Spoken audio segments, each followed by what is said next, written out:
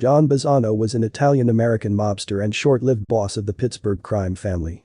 He was the father of future Pittsburgh family boss John Bazzano Jr.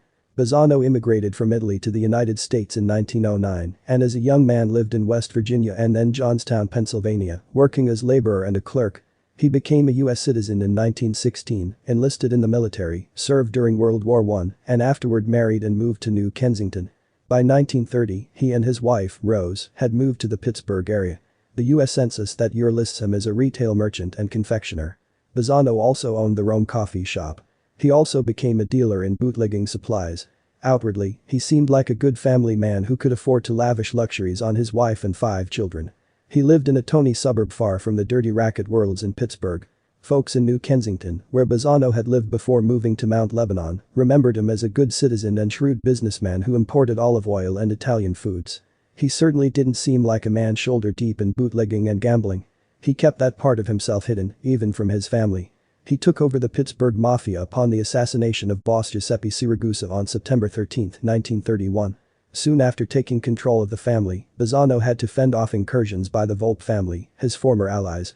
The Volpe brothers, powerful in the Wilmerding, Pennsylvania area, were moving into the established territories of the Pittsburgh and Cleveland crime family organizations. 3 of the Volpe brothers were shot to death at Bazzano's coffee shop on July 29, 1932, while allegedly attending a peace meeting with Bazzano. Bazzano was not present, but his brother Santo and some of the Volpe's henchmen were. Bazzano was believed to be responsible. Police requested an interview with Bazzano, and he agreed to meet authorities at detective headquarters. The interview lasted 30 minutes. Bazzano told investigators he knew nothing about the murders at the time of the shootings. Bazzano said he was tending to business in Midland, Beaver County. Like his brother Santo, John Bazzano insisted that the Volpes were his friends. Police saw no reason to detain him. The rest of the Volpe clan reportedly protested the murders to the newly formed Mafia Commission, and Bazzano was sentenced to die for his offense. Less than a week after the Volpe killings, Bazzano and 2 other men had been summoned to New York City by the recently formed Mafia Commission, a group of underworld big shots whose duty it was to arbitrate gangland disputes and, when needed, punish those who had gone astray. Bazzano and his traveling companions checked into the Hotel Pennsylvania in Midtown Manhattan.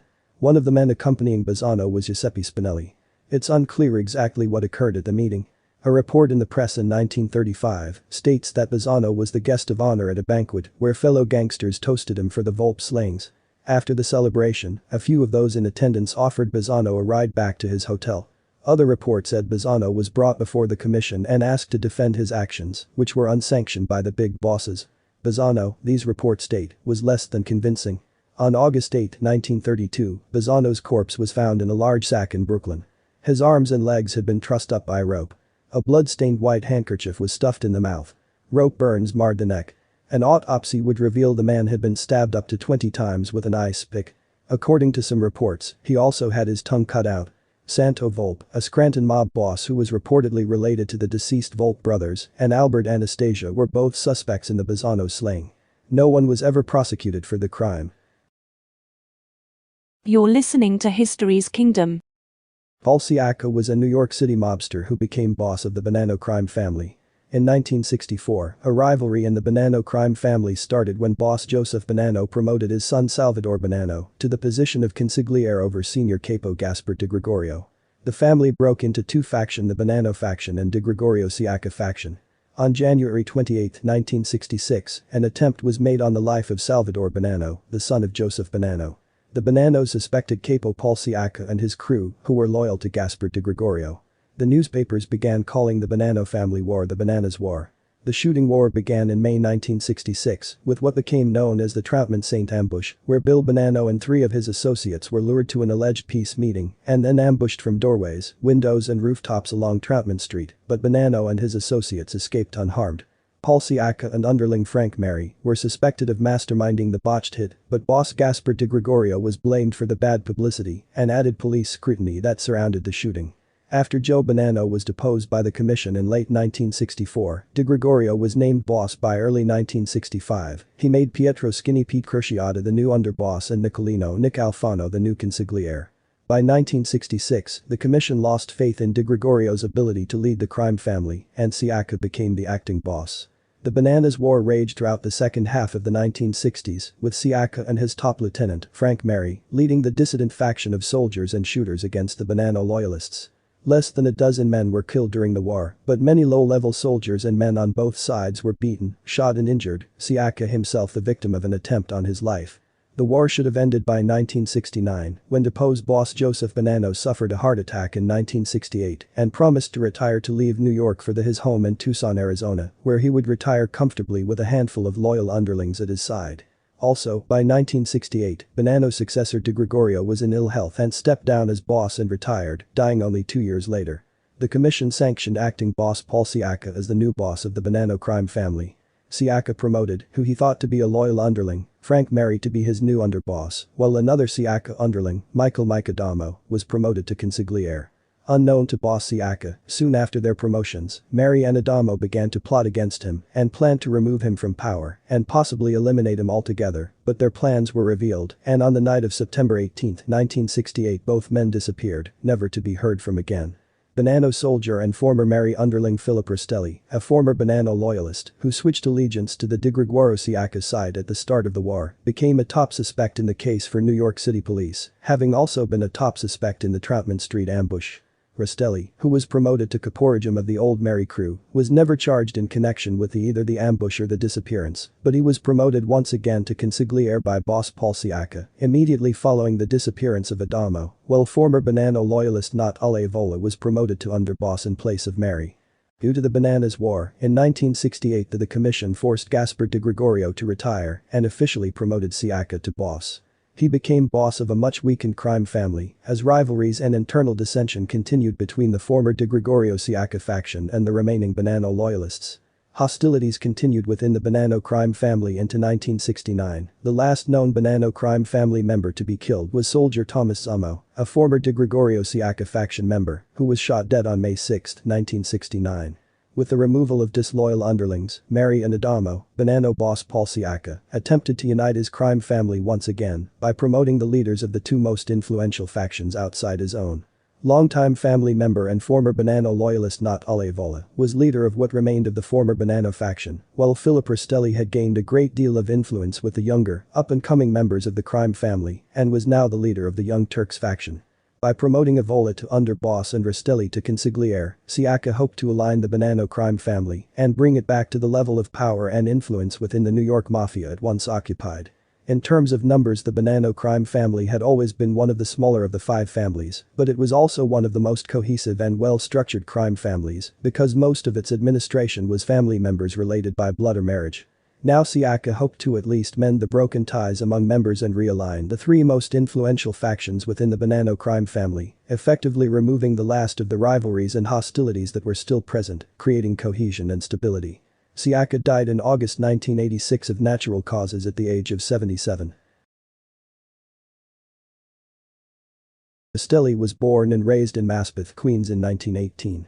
He had three brothers, Carmine, Marinello, and Augustus, and two sisters, Justina DeVita and Gracie Acamini. Rastelli was married to Connie Rastelli. Rastelli was heavily involved in loan sharking, extortion, bookmaking, and drug trafficking activities before joining the Bonanno crime family. He also had a profitable lunch wagon business. After moving to Greenpoint, Brooklyn, where he lived until his incarceration, he met and became close friends with Dominic Napolitano, Carmine Galante, Joseph Bananas Bonanno and Joseph Massino. On December 3, 1953, Rastelli and an associate allegedly shot Michael Russo in Queens. Russo survived the shooting and Rastelli, fearing identification, went into hiding. Over the next year, Rastelli's wife Constance repeatedly approached Russo's wife Rose with an offer of $5,000 if her husband did not identify Rastelli. Rose refused the bribe each time. In early December 1954, Russo was shot again and killed in Brooklyn. On December 13, 1954, Connie Rastelli was indicted on charges of attempting to bribe a witness. No one was ever charged in the Russo murder. Constance Rastelli was a legend in the New York underworld for her history of aiding her husband's career in crime, going so far as to drive his getaway car in several capers. She kept track of his gambling records and loan sharking customers and managed his illegal abortion mills. When Rastelli was indicted, it was Constance who bribed the witnesses against him. She could be wildly jealous. Legend says that on one occasion concerning her husband's infidelities, she emptied a pistol at him, but missed every shot. Another time she reacted to his cheating by going to the FBI and swore out a statement that Rastelli was a drug dealer. She was visited by Lucchese Narcotics boss Big John Ormento, who warned to keep quiet. When she kept talking to the FBI, the end came. She was shot to death by persons unknown in 1962. In 1969, in an attempt to restore order to the Bonanno family, the commission appointed a three-man panel to run the family. This panel included Rastelli, Joseph De Filippi, and Natale Vola. On July 21, 1971, Rastelli was indicted in Riverhead, New York on loan sharking charges. The loan sharking ring, centered in Babylon, New York and Islip, New York, charged victims from 250 to 300% interest annually and generated over $1 million per year in revenue for the Bonanno family. On December 28, 1972, Rastelli was convicted in state court on 7 counts of loan sharking. On August 28, 1973, boss Natale Vola died and Rastelli became acting boss of the Bonanno family. On February 23, 1974, at a meeting at the Americana Hotel, now the Sheraton, New York, in Manhattan, the commission named Rastelli as official boss. However, the real power in the family soon migrated to rival and underboss Carmine Galante, who was released from prison at the same time. On March 6, 1975, Rastelli was indicted on racketeering charges involving extortion. 9 years earlier, Rastelli had established a trade association of lunch wagon operators and taken control of the industry. Any operator who refused to join the association and pay its stiff fees faced vandalism and physical assault. On April 23, 1976, Rastelli was convicted of extortion. He was convicted of the antitrust and extortion on August 27, 1976, and given 1 year on the antitrust violation and 3 concurrent 10-year sentences on the extortion. Rastelli was paroled from prison in late 1983 and quickly began an attempt to restore order, unity and respect to his crime family, which had been greatly damaged and diminished from underworld power and influence due to the crime family's second insurrection in 1981 with the Donnie Brasco incident, which caused the Bonanno crime family leadership and its members to lose face within the American mafia. Over the years there has been a belief that the American mafia was not directly involved in the drug trade, as some bosses ordered their men not to get involved with drugs, but many disobeyed, and for the Bonanno crime family the drug trade became one of its most lucrative rackets, as the Montreal branch was heavily involved in the drug trade, importing narcotics into Canada and transporting it to America, where the Bonanno family's Zipper Sicilian faction, along with the other crime families, controlled the wholesale distribution of drugs to other crime groups across the country. Rastelli was indicted in the famous Mafia Commission trial of 1985, but severed from the trial, as prosecutors were in favor of pursuing extortion charges concerning Rastelli and his underboss Joseph Massino. Getting kicked out of the Mafia Commission because of the Donnie Brasco infiltration actually prevented the Bonanno family from getting caught up in the commission trial, which sentenced many mafia bosses and members to prison. On October 14, 1986, Rastelli was convicted on 24 counts of labor racketeering. On January 16, 1987, Rastelli was sentenced to 12 years in federal prison. Rastelli received a 12-year prison sentence in 1987, removing the 69-year-old boss from the streets and preventing him from leading his crime family in freedom. On July 21, 1991, Rastelli was released from prison once again on humanitarian grounds. He died in a Queens hospital 3 days later on July 24, 1991, of liver cancer at the age of 73. Joseph Massino took the leadership of the Bonanno crime family after Rastelli's death in 1991. At least one source claims Rastelli never was released, dying in prison on June 24, 1991.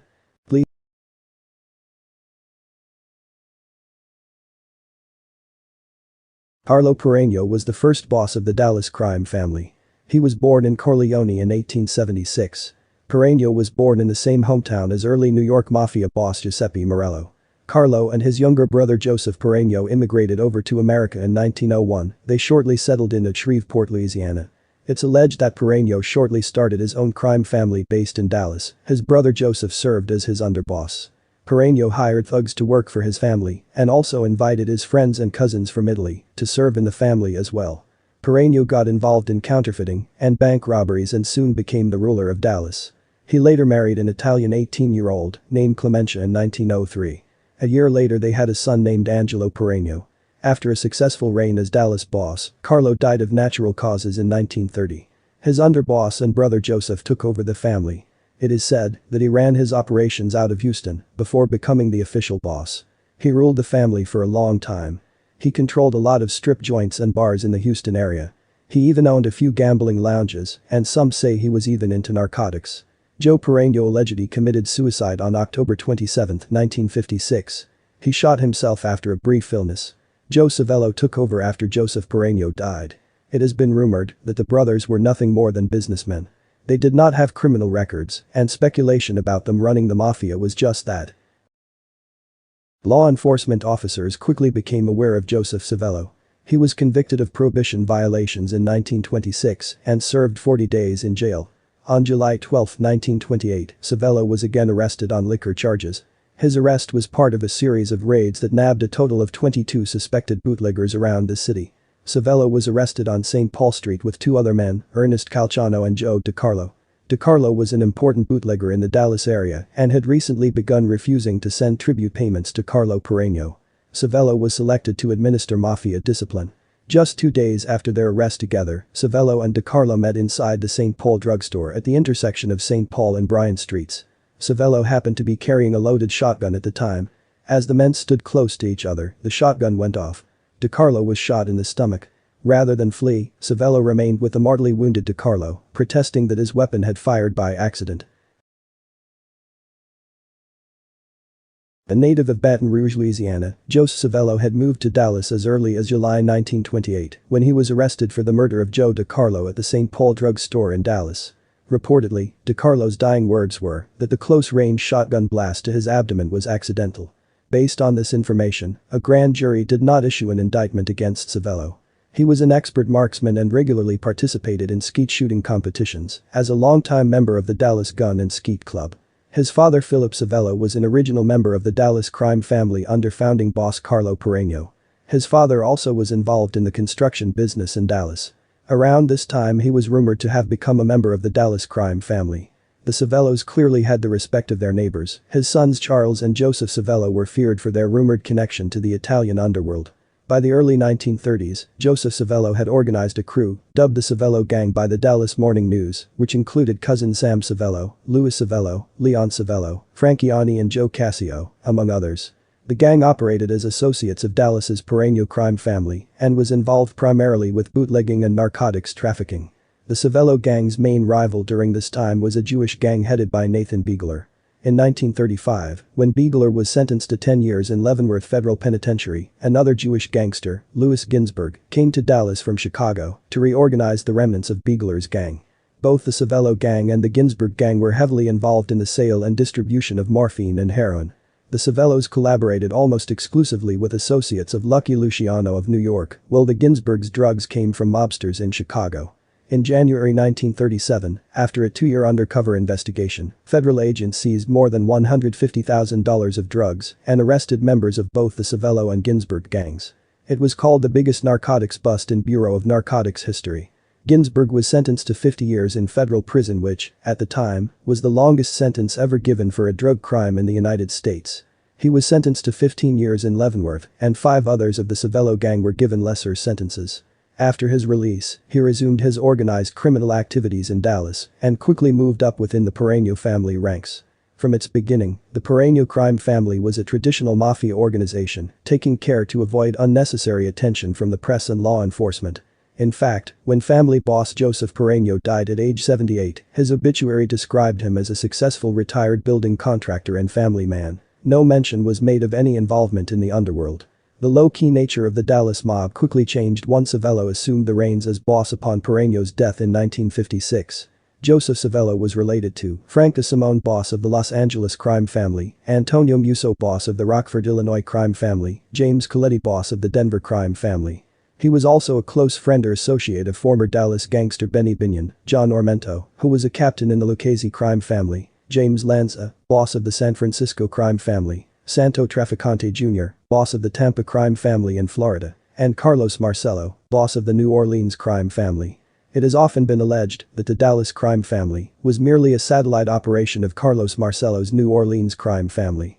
While the flashier, more powerful New Orleans mob certainly collaborated extensively with the Dallas mob, it did not control the Dallas mob. They were two separate, distinctive entities. Marcello was careful not to step on the toes of the Dallas family, at least prior to Savello's death in 1970. Additionally, Marcello was only 11 years old when the Pereño crime family was officially founded in 1921. In its investigation of the assassination of John F. Kennedy, the House Select Committee on Assassination said that it recognized Jack Ruby's murder of Lee Harvey Oswald as a primary reason to suspect organized crime as possibly having involvement in the assassination. In its investigation of Ruby to determine if he was involved in criminal activities and if that involvement was related to the killing of Oswald, the HSCA noted that Ruby was a personal acquaintance of Savello and that Savello was an associate of Marcello. The committee reported that Oswald and Ruby showed a variety of relationships that may have matured into an assassination conspiracy, but that it was unable firmly to identify the other gunmen or the nature and extent of a conspiracy involving organized crime. Savello's racketeering continued, as did his expansion into legitimate businesses. Judge Irving R. Kaufman called him a high-ranking criminal who cloaked himself with a facade of legitimate business. He died on January 17, 1970 in Dallas of natural causes. His obituary indicated no children, but listed a wife, a brother and 5 sisters as survivors. He was buried at Calvary Hill Cemetery in Dallas, Texas.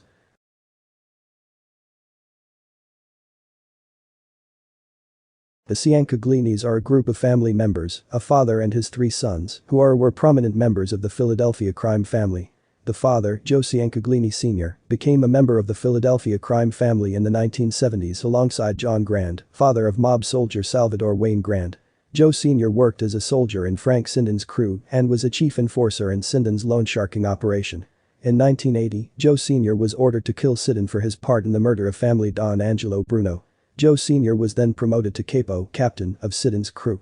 In 1981, he was charged with racketeering, loan sharking and participating in illegal gambling operations. He was released on bail while the trial was delayed. In 1983, he was convicted of illegal gambling and began serving a 10-year sentence. While imprisoned, Joe Sr. was charged in a second racketeering indictment in 1988 and found guilty of racketeering charges. He was sentenced to 45 years in prison. He was imprisoned during the Second Philadelphia War, but 2 of his sons, one killed, the other maimed, were killed during the war. He was released to a halfway house in late 2014 after serving 30 years in prison. He was released from federal custody on May 5, 2015. While he is still close to the Philadelphia family, he is believed to be retired. Joseph is the middle child of the Joe Sr. In 1991, Giovanni Stanfa became the new boss of the Philly mob and was met with opposition by a group of young thugs led by Joseph Skinny Joey Merlino. Stanfa tried to make peace with the so-called Young Turks, who were dissatisfied with Stanfa being the boss of the family because he was considered an outsider, amongst other reasons.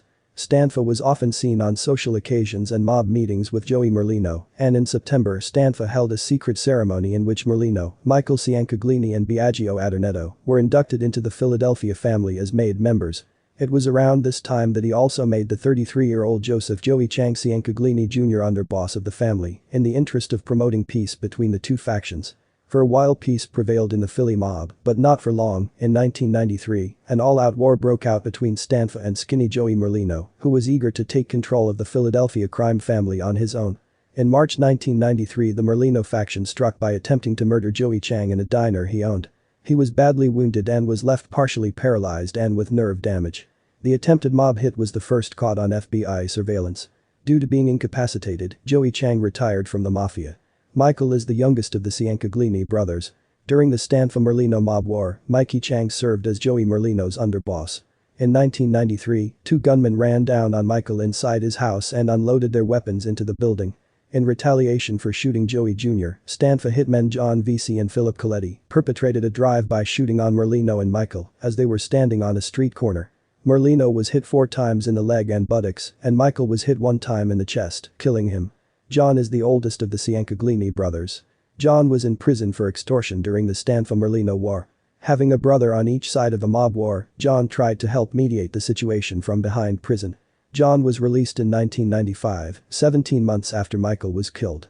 John sided with the Merlino faction and killed William Vesey. Vesey's brother John was the shooter in the Michael Ciancaglini murder. John got a brother for brother revenge for Michael. Afterwards, Merlino inducted John into the Philadelphia crime family. In 2000, John was arrested alongside Merlino, George Borgesi, Martin Angelina, Steve Mazin and Angela Lutz for racketeering. John was convicted of racketeering, but acquitted of murder. He was released from federal custody on February 1, 2008. He is believed to be the current acting underboss of the family. You're listening to History's Kingdom. Gaetano Reina was a New York City mobster who was the boss of the Reina family and a top lieutenant to powerful mafia boss Giuseppe Masseria. Reina's murder would trigger the bloody Castellamarese War of the Underworld in the United States. Born in Corleone, a Sicilian town near Palermo in 1889, Reina began running criminal operations based mainly in the Bronx. During an era in which all processed foods and beverages were refrigerated in iceboxes, he acquired a virtual monopoly on ice distribution. Reina's crime group first existed alongside the Morello crime family of the Bronx and Harlem, and later they would work under Morello relative, Ciro Terranova. During Prohibition, he formed an alliance with the rising Masseria crime organization and soon became a high-ranking member. Future government informant Joe Valachi married Reina's oldest daughter Carmela, despite the objections of her mother, brother, and uncles. In the 1920s, he became entangled in a high-stakes confrontation between Giuseppe Masseria and his bitter rival, Salvador Maranzano. Arriving in New York in 1925, Maranzano was part of a Sicilian family from Castellammare del Golfo in Sicily. Most of Maranzano's organization came from back home and were called Castellamarese. Naturally, Masseria wasn't planning to turn over any of his operations to a newcomer without a fight. In addition, Masseria was in conflict with the Castellamarese organization regarding disputes in Chicago with the Chicago outfit. Maranzano was soon hijacking truckloads of Masseria's liquor and taking over Masseria's bars in New York. Masseria soon was making his counterstrikes. As the conflict began, Reina began to rethink his alliance with Masseria. The main reason was that Masseria had recently started demanding a share of Reina's profits. Reina now considered defecting to Maranzano. Being informed of Reina's gunmen entering the Bronx's Roman Gardens during a fundraising dinner for city magistrate Albert Vitali on December 27, 1929, Masseria began planning to murder Reina and prevent him from allying with Maranzano. According to Lucky Luciano, Reina was a man of his word, he had culture, and was a very honorable Italian. However, Luciano's respect for Reina did not stop him from ordering his murder. On February 26, Reina was leaving his aunt's home in the Bronx after dinner, although other sources claim he had been leaving the apartment of his mistress. In any case, Vito Genovese approached the 40-year-old Reina on Sheridan Avenue and killed him with a shotgun blast to the head. After Reina's death, Giuseppe Masseria installed his ally Joseph Pinzolo as the new head of the Reina organization. Angry over being passed over, Reina lieutenants Gaetano Gagliano and Tommy Lucchese defected to Maranzano. Over time, Masseria continued to weaken as more family members deserted him. Finally, Luciano and other Masseria underlings struck a secret deal with Maranzano to eliminate Masseria. On April 14, 1931, Masseria was murdered in a Coney Island, New York restaurant. The victor in the Castellamarese War, Maranzano, enjoyed a very short reign as boss of all bosses. In September 1931, with the connivance of Luciano and Lucchese, Maranzano was shot up and stabbed to death in his office by four men posing as the Internal Revenue Service. After Maranzano's death, his family eventually became the Bonanno crime family. Pinzolo took charge of Reina's Bronx area ice distribution business for Masseria, ahead of top Reina gang members Gaetano Gagliano and Tommy Lucchese. The two men felt Pinzolo had been promoted in order to secure the underworld interests of Masseria and not the former Reina followers. Pinzolo certainly did not help his own cause by being a most disagreeable boss. The majority of his subordinates apparently grew to hate him with little time and effort.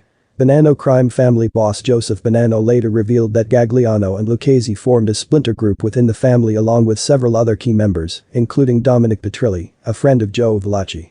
Their festering resentment and personal distaste along with the general lawlessness unleashed by the Castellamarese War ultimately led to Pinzolo's murder. In September 1930, Pinzolo was lured to an office rented by a Lucchese associate on Broadway in Manhattan, where Pinzolo was shot 5 times. The killer is reputed to have been Petrilli, Girolamo Bobby Doyle Santucci, or possibly Gaetano Lucchese himself. Lucchese was indicted for the crime, but the charges were dropped due to a lack of evidence.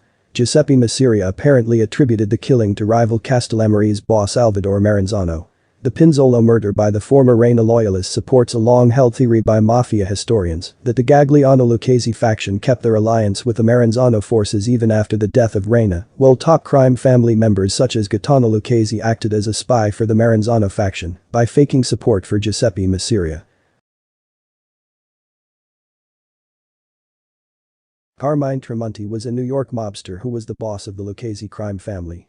Tremonti was a pioneer in the French Connection heroin ring. He was born October 1, 1910, in Manhattan, New York, and raised in a tenement on 107th Street in Harlem. He eventually ran the Harlem Game, one of the major floating craps games in New York.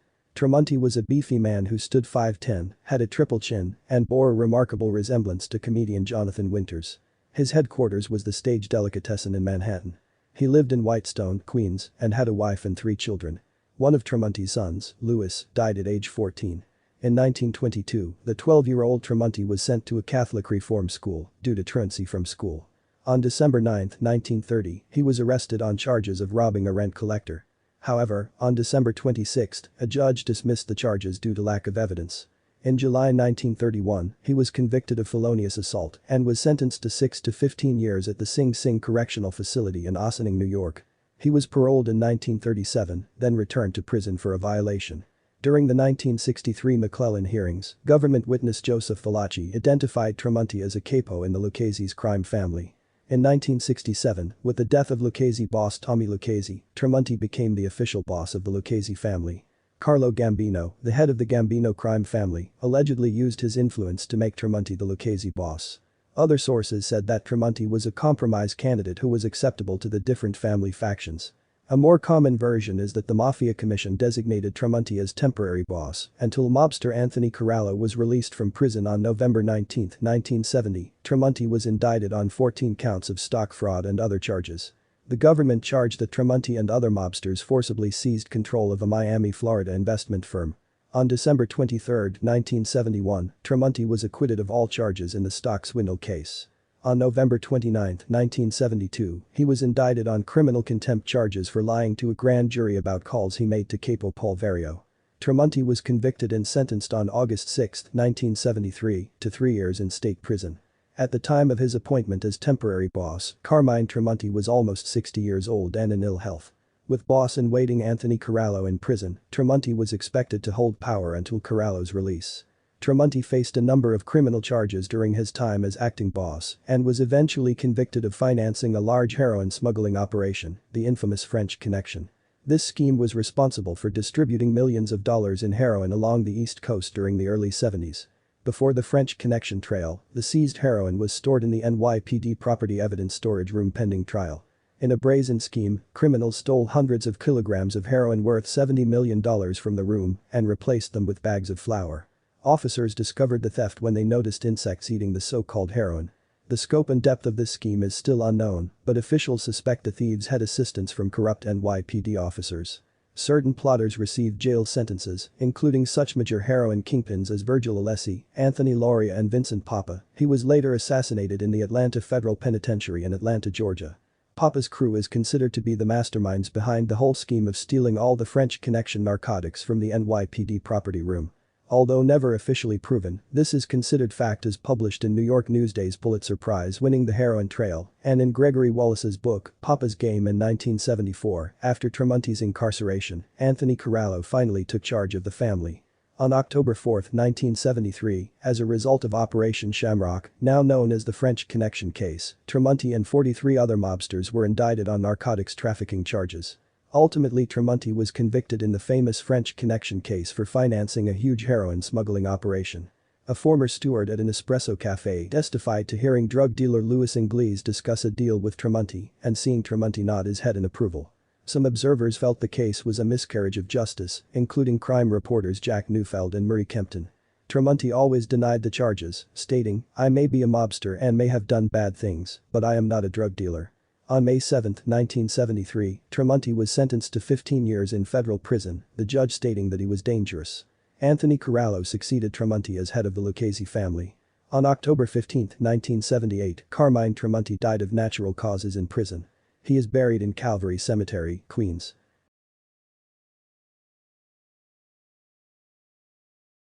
Salvador Sabella was the Sicilian mafia boss of Philadelphia, Pennsylvania during the 1920s. Sabella was the founder of the Philadelphia crime family. He also groomed its leaders. Born in Sicily in 1891, Sabella became a butcher's apprentice as a young boy. In 1905, tired of dealing with the butcher's violent outbursts, 14-year-old Sabella murdered him. In 1908, Sabella was convicted of the butcher's murder and sent to prison in Milan, Italy for 3 years. At some point, either in prison or after his release, he became involved with the Sicilian mafia. After his release, Sabella left Italy for the United States, apparently as an illegal immigrant.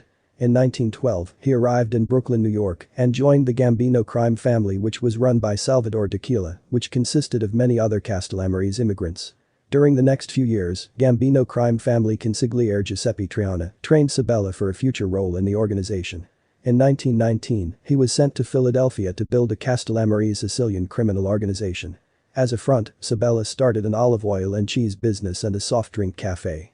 But his real occupation was to build the family and protect its operations from other criminals.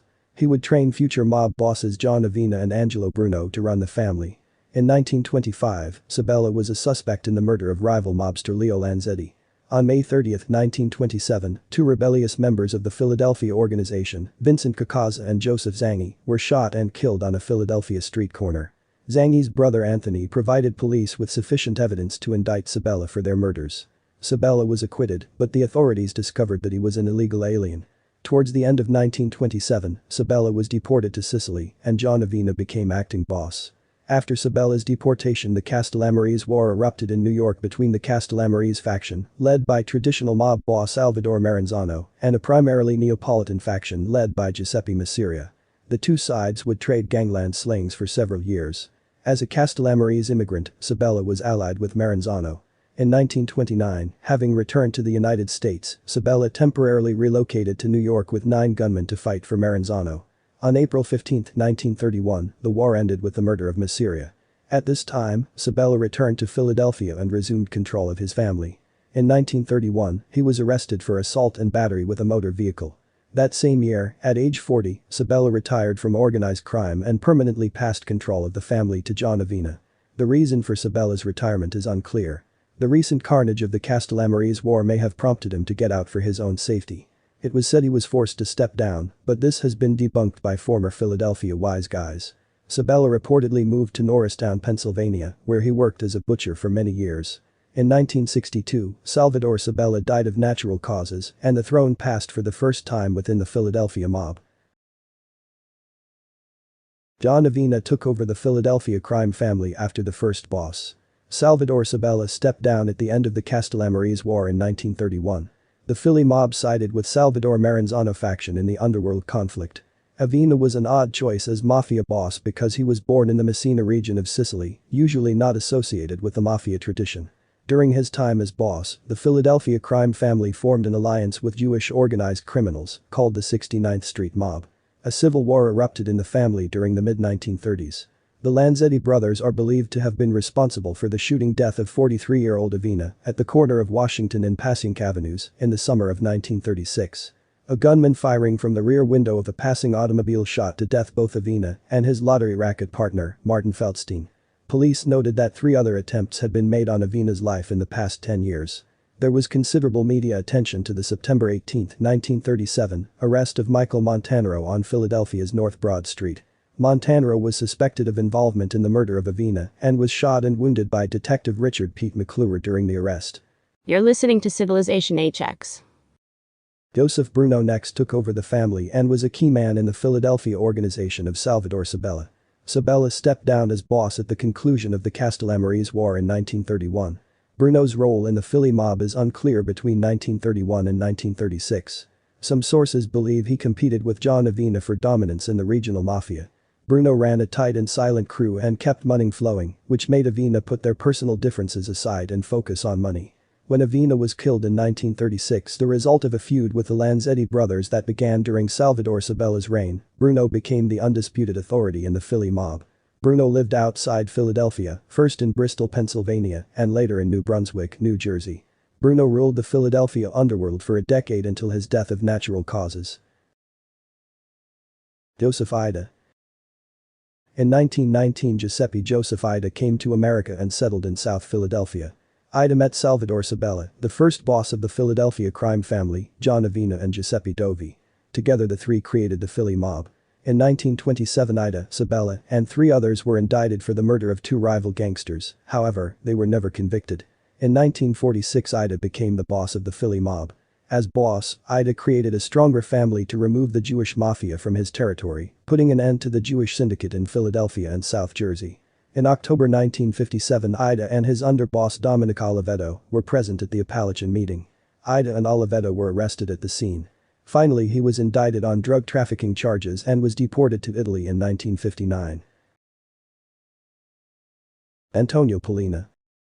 Pollina was born in Caccamo, Sicily, and became a naturalized American citizen on July 12, 1944. His rap sheet dated back to 1927 and included arrests for murder, concealed weapons, untaxed liquor, assault and battery. His legitimate employment was as a cheese salesman for Maggio Cheese Company. Pollina was one of the top leaders of the mafia group known as the Greaser Gang or Philadelphia crime family and controlled a large loan shark operation. The ascension of Mr. Miggs to the head of the Philadelphia crime family took place in 1959.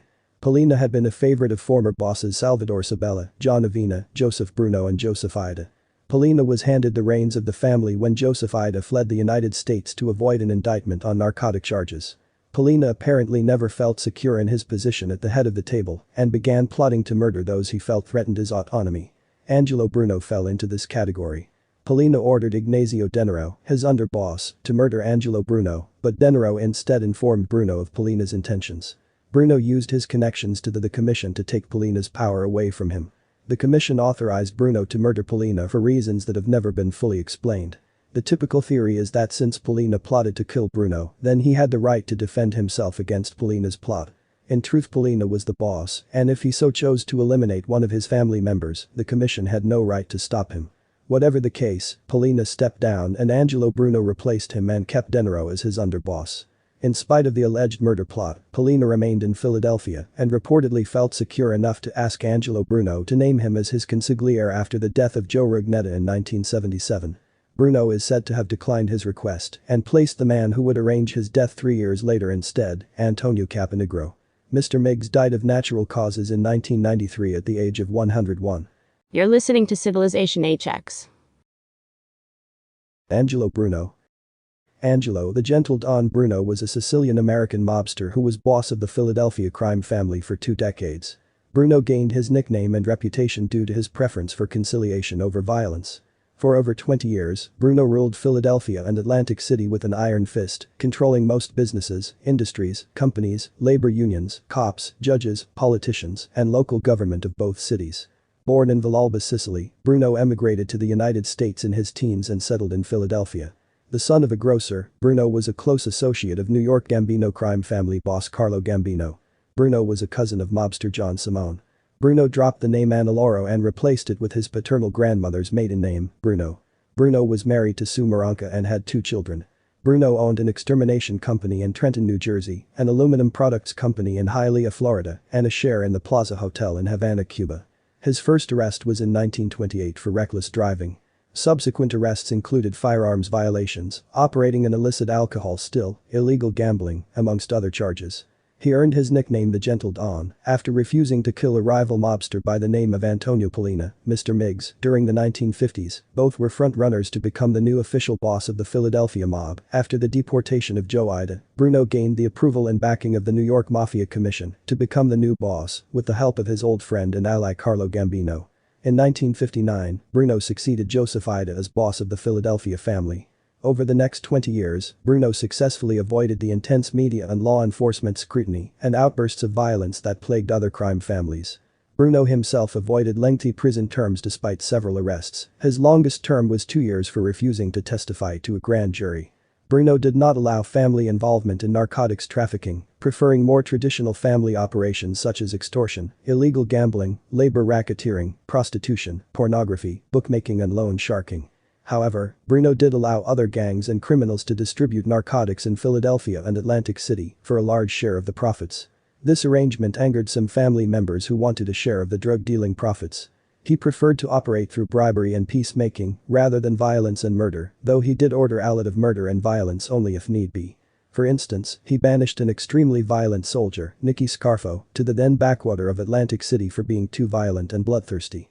Later in his tenure, Bruno had to deal with the 5 families' desire to operate in the increasingly and incredibly lucrative Atlantic City gambling industry. The 5 families thought Atlantic City was far too lucrative for the Philadelphia crime family to get all of the action, even though Atlantic City had long been regarded as the Philadelphia's mafia's turf. While under mafia rules, they couldn't set up shop or a power base in Atlantic City without Bruno's consent.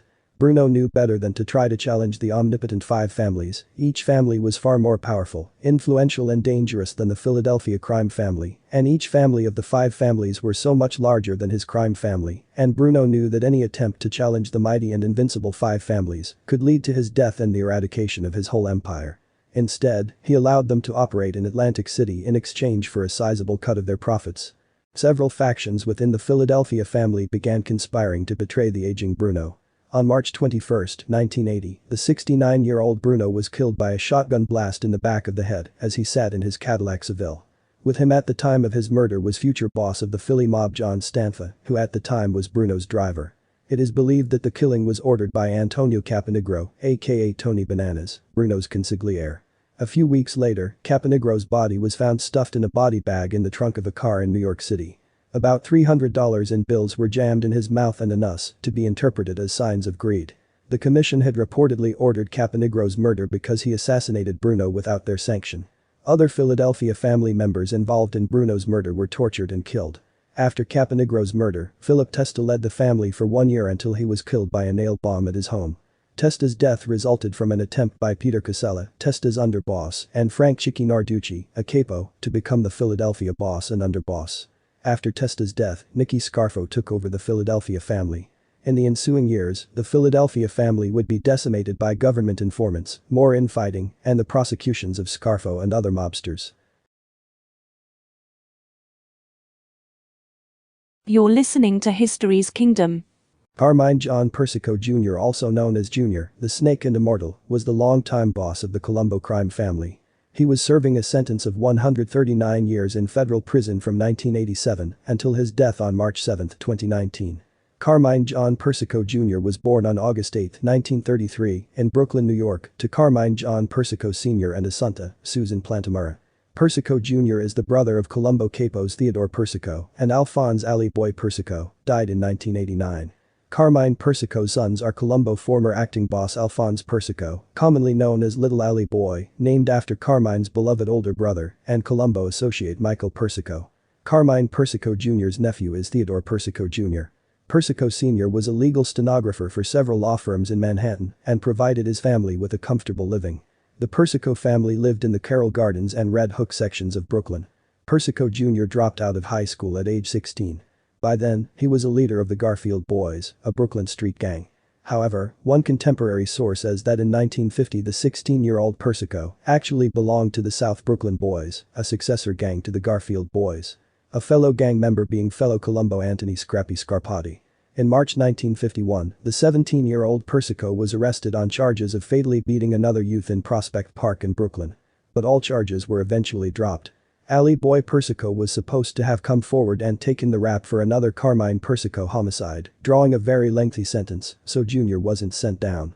In the early 1950s, Profaci crime family capo Frank Abadamarco Frankie Shots recruited Carmine Persico Jr. into the crime family. At first, Persico did bookmaking and loan sharking, then moved into burglaries and hijackings. During this decade, he was arrested over 12 times, but spent only a few days in jail. Persico also started working with Joey Gallo and his brothers Albert and Lawrence. In 1957, he allegedly participated in the murder of Albert Anastasia, the former leader of Murder Incorporated and the boss of what was then the Anastasia crime family.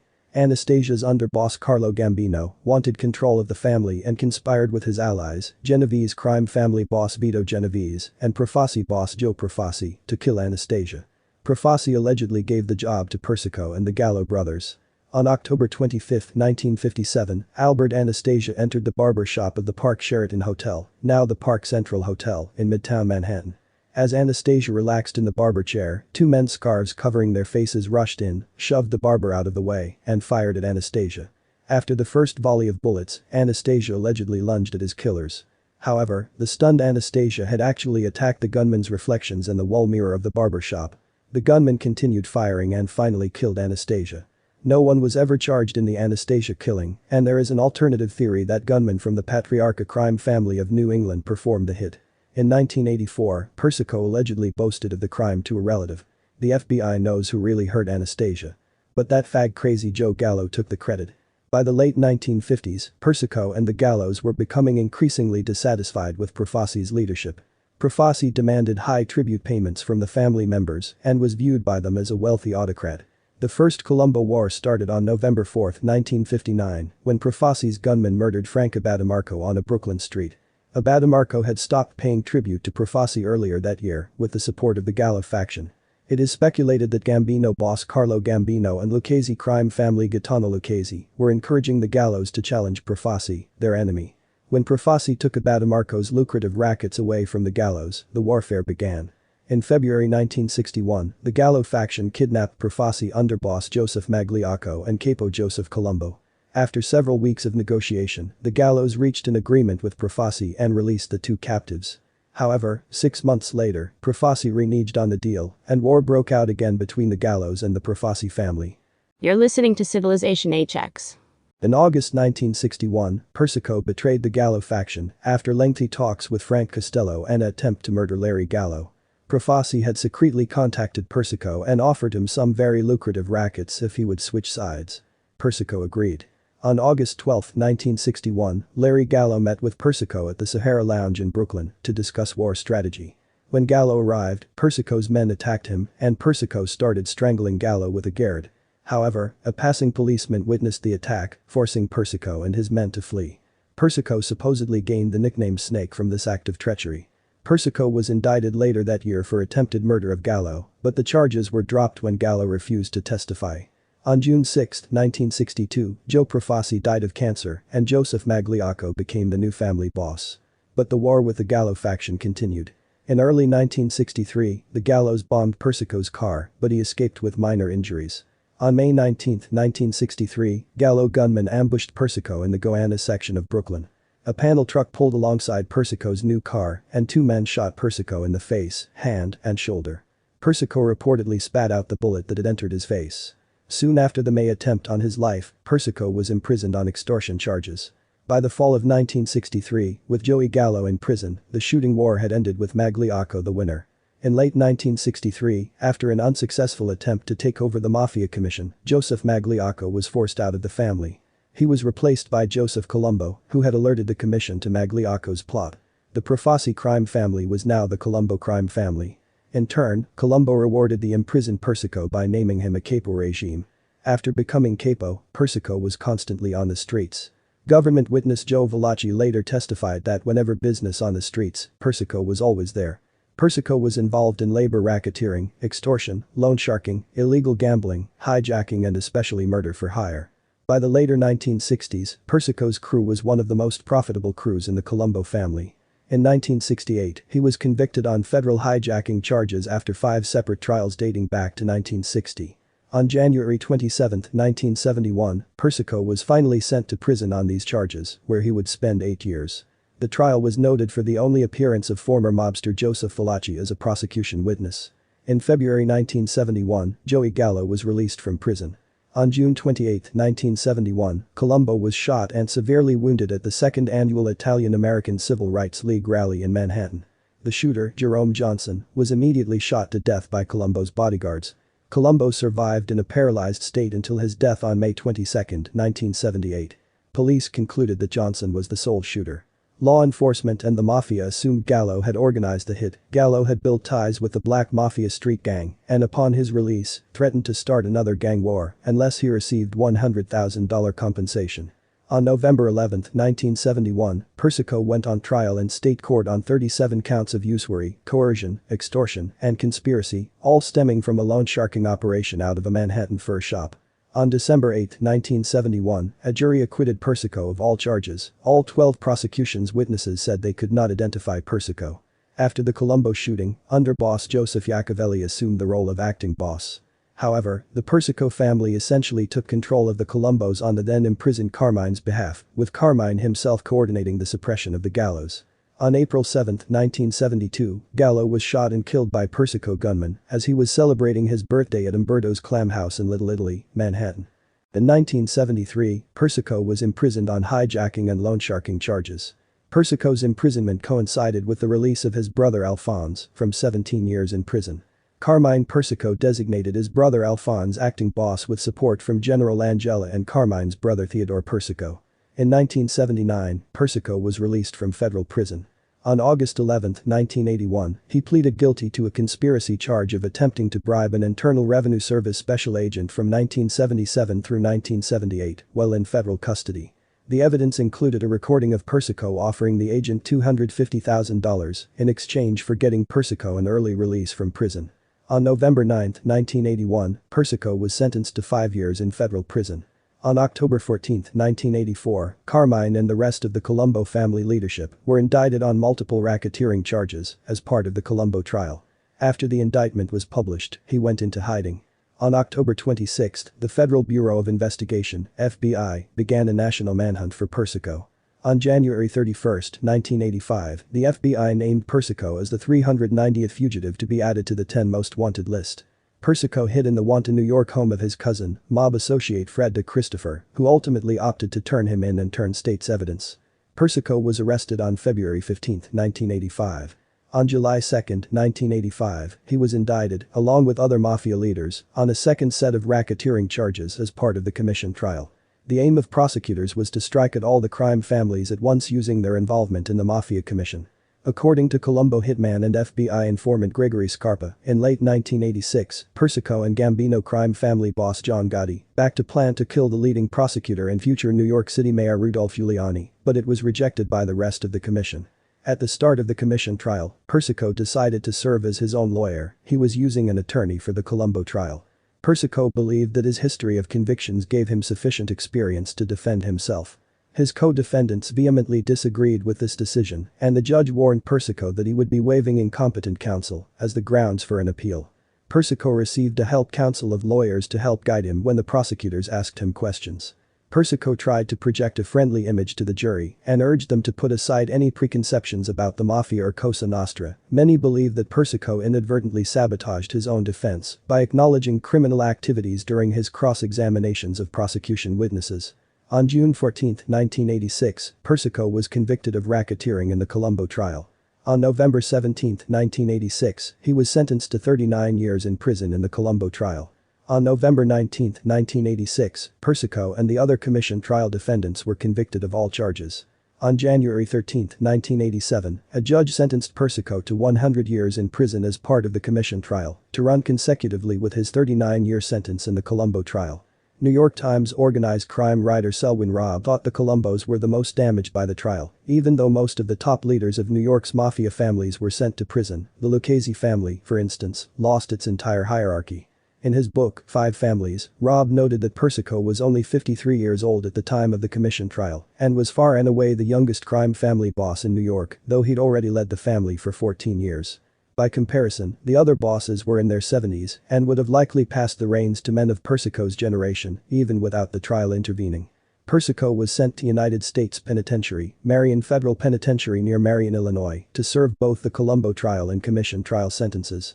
Since parole had been abolished in the federal prison system in 1984, the sentence all but assured that Persico will die in prison. In June 1987, Carmine Persico ordered a murder that would ultimately result in 5 murders. He ordered acting boss Joel Kakis to kill lawyer William Ehrenwald, a retired prosecutor who had allegedly been disrespectful to the mob. Kakis delegated the job to 2 hitmen who mistakenly killed the target's father, George Ehrenwald. In response to outrage from the other New York families, Kakis recruited 2 more gunmen to kill the first hit team. After those murders were accomplished, Kakis killed the second set of gunmen to cover his tracks and remove all connections of himself to the murders. In 2004, Kakis would plead guilty to the Ehrenwald murder. No charges were filed against Carmine Persico. In 1988, soon after his final imprisonment, Carmine dissolved the 3-man ruling panel that was running the family and designated Vittorio Arena, a loyal capo and distant cousin from Brooklyn, as the temporary acting boss. As he made it clear to the family, Arena would resign as acting boss when Carmine's son Alphonse Persico was released from prison. In 1990, the government transferred Carmine Persico to what was then the United States Penitentiary, Lompoc, in Lompoc, California. While at Lompoc, Persico established an Italian cultural club for the inmates. He socialized with people such as Patriarca crime family consigliere Joseph Russo and former DeMeo crew member Anthony Center and drug trafficker Mark Rieder. Persico formed the Lompoc Four, a band in which Russo played guitar, Persico played drums, Rieder and Center sang. By 1991, Vittorio Arena had become disgruntled with the current leadership scheme. Arena was tired of the constant stream of orders that he received from Persico in prison. He also resented the idea of eventually surrendering his control to Alphonse Persico. Gambino crime family boss John Gotti encouraged Arena's rebellion, hoping to depose one of his enemies, Carmine Persico, from the Mafia Commission. Gotti went so far as to label Persico a rat, the worst possible accusation for a mob figure. In the spring of 1991, Vittorio Arena made his move. He requested that consigliere Carmine Sessa quietly take a vote from all the Colombo capos as to who they wanted as boss. However, Sessa did not poll the capos, but instead told Carmine Persico about Arena's plot. Persico then allegedly ordered Sessa to lead a team to kill Arena. On June 20, 1991, a 5-man hit team led by Sessa parked on a street close to Arena's home on Long Island and waited for Arena to come home. As he was driving down the street, Arena recognized the men in the car and quickly sped away. For the next several months, the Persico and Arena factions engaged in peace negotiations brokered by the Mafia Commission. Despite Carmine Persico's claim as the legitimate boss, the commission refused to take sides in the Colombo conflict. On November 18, 1991, the Third Colombo War started when Arena Lieutenant William Cutolo sent a hit team to try and kill Persico's top hitman, Gregory Scarpa, on a Brooklyn street. By the end of 1991, the two Colombo factions had traded several successful murder attempts. Responding to public outrage over the carnage, law enforcement threw resources into prosecuting the Colombo mobsters, resulting in 68 indictments, 58 convictions and 10 mobsters turning state's evidence. On January 7, 1992, Arena soldier Nicholas Grancio was murdered in his Toyota Land Cruiser in Gravesend, Brooklyn. This murder was one of the bloodiest and shocking murders in the Colombo War. It gathered a lot of attention from the media. In December 1992, Vittorio Arena was convicted of racketeering and murder and was sentenced to life in prison, dissolving his belligerent faction and leaving the Persicos in control again. With the end of the war with Arena, Persico had to set up another ruling structure for the family. Since Alphonse Persico was facing prosecution on new charges, Carmine Persico installed a ruling committee. This committee consisted of brother Theodore Persico, mobster Joseph Baudanza and Joseph Tomasello. In 1994, when Andrew Russo was released from prison, Persico disbanded the committee and designated Russo as acting boss. In 1996, Russo went to prison and Persico replaced him with his son Alphonse. In early 1999, with Alphonse in legal trouble, Persico made Joel Kakis the acting boss. However, later in 1999, either Carmine or Alphonse Persico ordered Cutolo's murder. The recently released Alphonse Persico was facing new federal charges that threatened to send him back to prison, and they were worried about William Cutolo seizing control of the family. On May 26, 1999, Alphonse Persico ordered Cutolo to meet him at a Brooklyn park. Cutolo was then taken to a mob associate's apartment, murdered, and his body buried in Long Island. Police would not recover the body until November 2008. On December 20, 2001, Alphonse Persico pleaded guilty to the loan sharking charges, accepted a 13-year prison sentence, and agreed to forfeit $1 million. On October 14, 2004, Alphonse Persico was indicted on federal racketeering charges, including conspiring to murder Cutolo and Joe Campanella. No charges were filed against Carmine Persico, however. The Cutolo murder trial ended in a mistrial due to juror deadlock. In 2004, with the conversion of Lompoc into a different correctional facility, the government transferred Carmine Persico to the Federal Correctional Complex, Butner, a medium correctional facility in North Carolina. On December 28, 2007, in a second trial, Alphonse Persico and John DeRoss were convicted of Cutolo's murder. Like his father, Alphonse Persico was sentenced to life in prison. In 2011, Carmine Persico was still the official boss of the Colombo crime family. His street boss at the time was Andrew Russo, his official underboss Persico's former rival, John Franzese, the acting underboss Benjamin Castellazzo, and the consigliere Richard Fusco. In March 2010, the Reuters news agency reported that Carmine Persico had been socializing in prison with convicted swindler Bernard Madoff.